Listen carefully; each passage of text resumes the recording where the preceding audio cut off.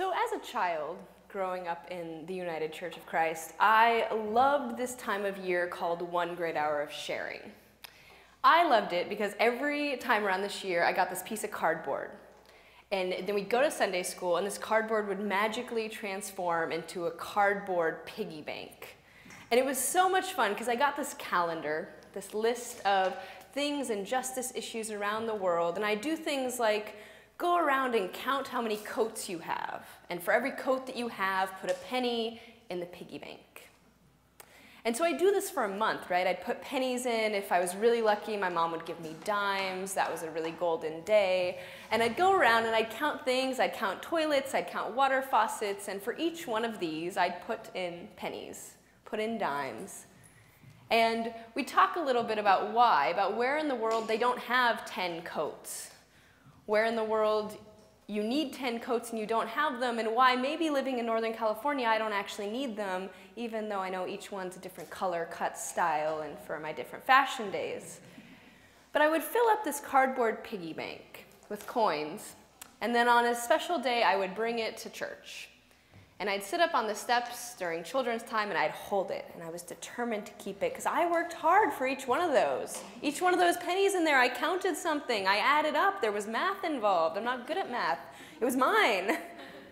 But there came a time when all of the kids would take their cardboard piggy banks and put them on the table as an offering to a world that was greater than ourselves. Now, in the same year that we did this, my church family back at home also went to Cazadero, where many of our church family are now. And so every year, my home church up in Santa Rosa also had a family camp weekend, and we'd go up to Caz. We'd worship in the woods. We'd walk along these trails. We'd dip our feet into that freezing cold creek. We'd climb up the little waterfall and accidentally fall in. We weren't supposed to go in, but we'd accidentally fall in, and our toes would touch the frogs at the end of this huge pool. And we'd get connected with nature in some way. Now, these two experiences, this going to Caz and this putting money in a cardboard piggy bank, may seem completely unrelated. But hearing the words from Peter that Phil just read, I can't help but think that they're more linked than ever. Because in our scripture today, Peter tells us how to live in positive ways that should actually be characterizing our community. Be hospitable without complaining, he says. Serve one another with your gifts. Speak the words of God. But above all else, maintain constant love.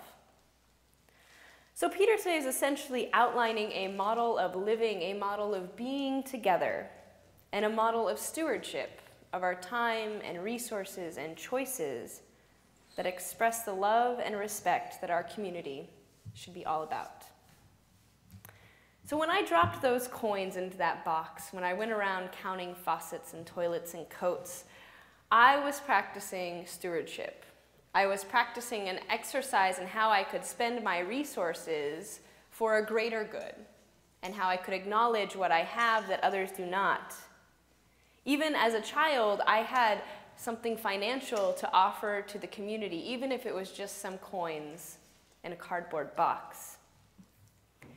And although I wouldn't say it was articulated at the time, when I was standing out at the tree-covered point of worship at Caz, when I was worshiping with my church family and hiking on the trails and experiencing nature, inhaling that rich, unspoiled air, that time when your lungs fill up and you say, oh, this is what life is without smog.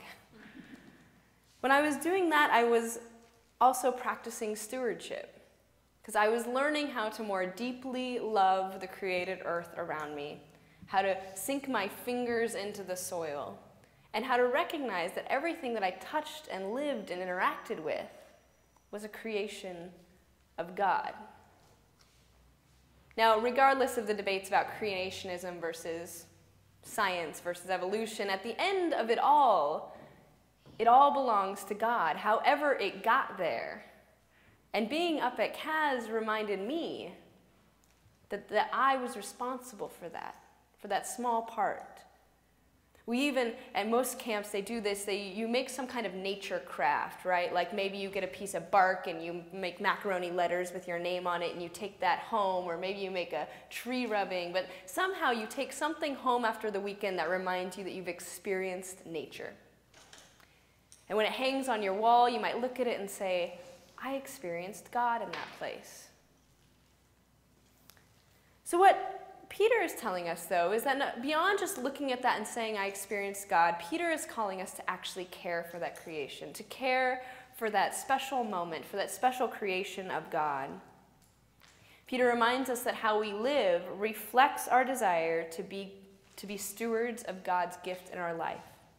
Hospitality, that Peter mentions, respects God's gift of the safety that we have and challenges us to extend the welcome to others.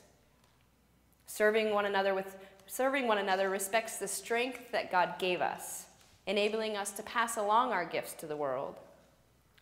And living in love with God and with all of creation respects the fact that we are all undeniably intertwined.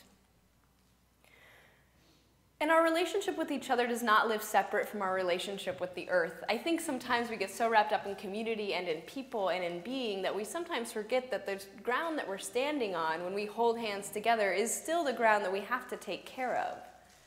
We focus so much on our personal relationships that we sometimes don't acknowledge that creation, the sky that is over us that allows us to breathe, and the food that we eat is all tied into this. That we can't have a relationship with each other if we don't have a relationship with the earth. And Peter understands this. He understands that this love and this respect that we show that should characterize our community has to include the earth, has to include something greater than ourselves. We can't be fooled into thinking that all of our advances in technology and science are somehow going to save us. We should maybe think a little bit more about how our advances in science and technology might actually harm the earth. But how do we get back to the rich soil and the fresh air and the green trees? And how do we make that a center point of our community? This is all about stewardship. How I would spend my pennies as a child and how we must now choose how to live in relation to the earth. We must be aware of whether or not we are living with love and respect toward the rich soil and the fresh air, because it is through the earth that we are intimately connected to each other. It is through the earth that those relationships are built. When an earthquake happens 5,000 miles away and we see a 3-foot-tall wave come through the bay, we know that we are connected globally to the natural disasters that happen. When we see unprecedented ice melt in the Arctic, we have to prepare for the fact that it's probably going to be an unusually cold winter in Northern Europe. And when we see deforestation happen in the rainforest in order to provide us with that delicious cup of coffee in the morning, we say goodbye to some species who called that their home. No political treaty can nullify the fact that we are linked to each other through the earth. God reminds us of this again in Genesis. After God creates the plants and the animals, then God creates the people. And God reminds the people that they have responsibility for plants and animals on earth. Sometimes this is translated as dominion over, which gives us the idea that we can rule over the plants and the animals, but other translations talk about responsibility for the plants and the animals. We are all in this together. We must be responsible, says the Message, for fish in the sea and birds in the air, for every living thing that moves on the face of the earth. We must be responsible for each other. I must be responsible for you. You must be responsible for me. And we must be responsible for the earth. So how do we choose to be stewards of all that we have been given? Do we live in isolation, making decisions without regard for each other and for the earth? Or do we consider creation to be an intimate, fragile partner on this journey of life? During this series, we're exploring a number of ways that we care for each other, and I was grateful to see a day that we were talking about caring for the earth, because none of these things, caring for the sick, caring for the forsaken, reconciling justice, none of this can be done if we don't have the earth, and so it seems like that's always a pretty good starting point. I think there's a reason that the Bible starts with Genesis, starts with the story of creation, because without that story, there's nothing else to put on it. So Peter reminds us that we have an opportunity to live with love and respect as a community. This life of integrity that we lead is our witness to hope. We believe that our community values can be stronger than global strife, and we believe that one person really can make a difference. It is also so with creation. If we live on earth with love and respect, we can be witnesses of hope to the world.